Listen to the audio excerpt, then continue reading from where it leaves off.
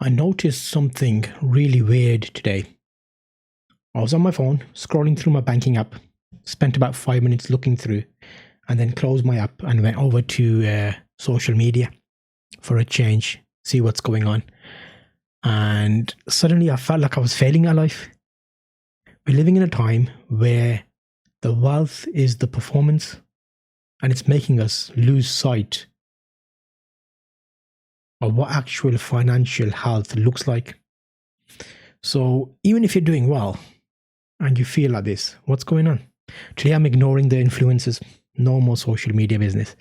I looked hard at the data for UK 2025 and 2026 to give you 7 stress tests. You know what?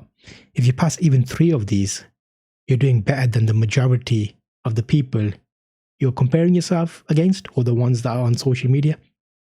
Stay tuned, you're going to be enjoying this. I looked through some of my old seasons and I was going through and thinking, you know what? Season 15 was about UK home buying. And I did a full breakdown of all the process of how I bought the house. And it got me to the Iceberg Property. There's 2 houses on the same street. One is, we'll call it House A, shall we? The brand new German SUV on the driveway, an amazing BMW there, a couple of other cars, Mercedes, all looking like the past year or 2 years. Very new, smart tech, nice housing, all clean on the outside. And House B looks ordinary, maybe even a bit dated. From the pavement, everyone assumes House A is where the success is at. But you know what? They can't see the foundations. House A is built on massive pile of high interest debt, and it's sinking 2 inches every year. House B is built on solid rock. You see where I'm going with this? And the owner hasn't owned a penny to the bank in decades. So he's got maybe an older car, but you know what? He's not owing anybody anything. I want you to think about that. This happens a lot. Not many people think about it. What do you think would happen when the storm hits both these houses? Last winter we had loads of storms. But first, let's look at your foundation. The 7 signs, a reality check. If you got 3 of these, you're doing good. So I want you to take this into the bank, as it were. I'm going to also make this available in a easier to consume version. So check out the show notes. Sign 1, the boiler test. When you're buying a house like this, it's kind of similar kind of thing. £300 to £500. The data, 1 in 5 Brits can't handle a sudden £300 bill without borrowing. How does that sound to you? If your washing machine breaks down, or your car needs a new tyre or a couple of tyres. How expensive are tyres these days?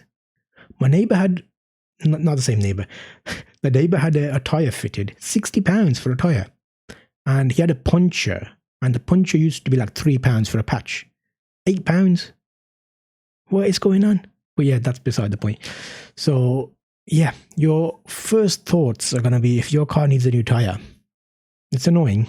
Rather than how am I going to eat this week? You're in the 20% of financial resilience if you're worried about, oh yes, it's just an annoyance. You're all right. What about the second sign? The exit from the debt loop. The reality, millions of people use credit card A to pay off credit card B. If you aren't using debt to buy these things, or you've got a credit card which pays off your direct debits, your direct debit pays off your credit card in full, you're fine. But you've already escaped that trap most people are stuck in at the moment. What about the third sign? The 3-month buffer thing. Everybody talks about it. Have you got enough set aside? Data is showing 40% of the UK couldn't survive 1 month without a paycheck. It is difficult times at the moment. Things have gone up in price. Things are costing us more. It is a harder life, let's be honest. But if you could lose your job tomorrow and still pay your rent or your mortgage for 90 days, you aren't just doing okay.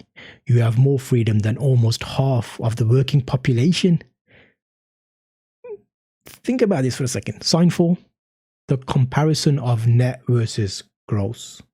Net gross, you get it? So people brag about earning 60k. I've got 60,000 pounds, but they spend 61,000 pounds. I've got 60k. I'm spending 61,000 pounds. If you earn 30k, but keep 2k of it at the end of the year, you're technically wealthier than the person earning 80k who ends up the year at zero. So people brag about the wrong number, really. The no factor, sign 5. Stress factor, sign 5. Can you say no to a weekend away or a dinner because it's not in the budget?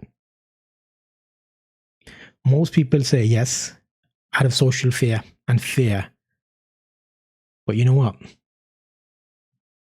If you pay 20% interest on that later, and you spend like a £80, £100 on a meal and you spend 20% interest on that later, being able to say no is a sign of total financial control.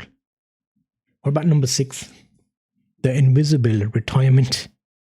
If you have a workplace pension or a small S&P 500 tracker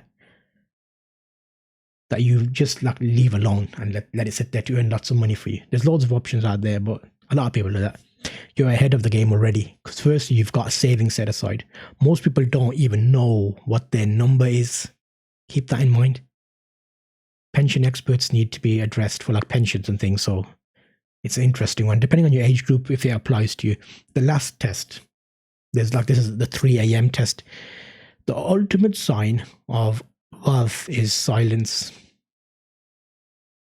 If you aren't staring at the ceiling at 3 a.m. in the morning worrying about bills, then you're doing all right. You're not worrying about like the next payday or have you achieved the money supposed buy rarely peace? Does money buy peace?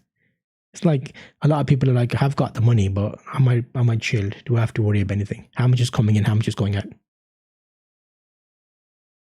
What do you think? That's like 7. I've condensed them down. The data I was looking at was interesting, but I wanted it to be basically a way you can look at it. So I looked at bsa.org, I looked at money.co.uk, Forbes, and Policy Engine. I'll put links to like the data I looked at just so you can find that interesting. But a majority of people are doing better than they think they are. So you got a couple of these, then you know what? You're up there. I think the mind shift needs to change. The created success trap. Like they'll show you some bits. Like back in the 80s, you're only comparing yourself to like the neighbor. You know, oh, how's he doing? How's the guy over there doing? How's the work colleague doing? But now we've got social media. The game's just at a whole new level. You've got videos online of people doing loads of money. So you're competing in a different game. Do you want to be in that game? Do you need to be a player in that game? A lot of people will talk about it and say, you know what, we're doing all right. I've got this, I've got that. Just take it with a pinch of salt. How much of that is actually theirs and how much belongs to the bank? How much of it could be taken away tomorrow? You know, stop trying to win the public over, basically. Public wealth is a game. Start looking at the private wealth game. How are you doing? How is it going to be like in a year's time? You saw it this year? You saw it for a couple of years? You saw it for a couple of months? Your account, nobody else sees it. But that makes your life easy now. Look at what's going on. But let's get back to the house. So the house A, the one of the SUV, had to sell that car. He sold one of his cars just to keep the lights on. I was like, oh, what happened to the nice BMW? Oh yeah, we didn't drive it, must have to get rid of it. The debt foundation couldn't hold. But house B, the ordinary one, didn't even notice the storm. You know, they stayed warm, stayed quiet, stayed secure. Stop worrying about it. Stop worrying about your house, the house next door. Just look at the pavement and think, can I build a stronger foundation? You're doing better than the noise tells you. This is part of my money scorecard series. I've done episode 1. I'm starting to look at a little bit more data, like actual solid data to look at what's going on in the UK. So I feel like this will help you. Average UK savings by age. How much should you have by your age? That's the next episode I'm going to be looking at. So I want you to join me with that one next. I appreciate you joining me here. I've started a new series. This is series 17, 18, depending where I put it now. What's one question you're stuck on right now? Contact me on zulftalks.com. You could drop me a message on Insta or email me there.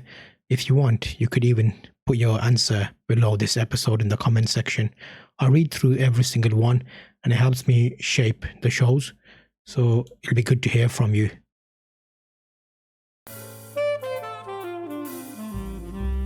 Working for yourself, I know you love it. Working for yourself, cause I love it too. Working for yourself, Zulf talks about it, making it easy for you. Working for yourself, go be your own boss. Working for yourself, Zulf will help you along. Working for yourself, powered by trusted creators, zulftalks.com.